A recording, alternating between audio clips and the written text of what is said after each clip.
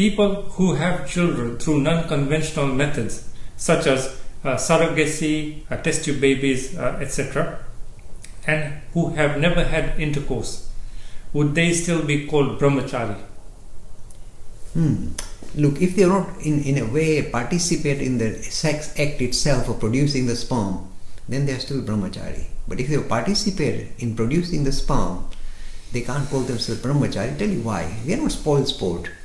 We recognize sex is an important aspect to all living things. It in fact shows that the thing that is manifesting itself in the creation, becoming more visible as living things and trying to continue to evolve and continue to participate in the process, is in fact the very thing that started the whole Big Bang. So it's in a way finding greater expression through living things and human beings. So this is the force that is making you sure that you have progeny, you have children. So it's not something to vilify, it is something to recognize. But then you say, Mr. Lakhani, why are you vilifying it? Why do you say we have to be brahmachari? Why do you talk about in the Patanjali Yoga Sutra, brahmacharya is central? This is the reason, not we are spoiled sport. We recognize the validity, but we are simply saying this.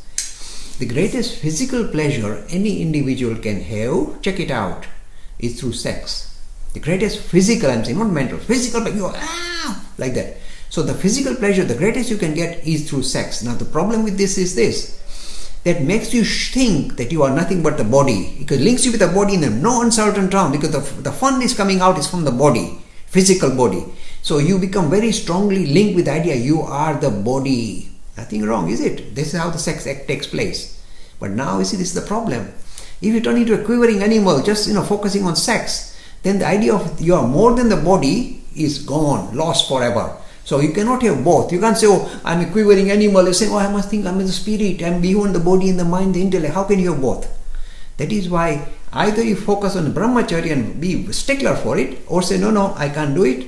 I recognize the importance of sex and I need it. Good for you. But don't, you see, you can't mix it. This is the reason why we're not spoiled sport. We're simply saying, you want to say that you are not the body and you want to chase after another body. How can you do that? This is why it reduces your true dignity as a spiritual being into thinking that you are a material being.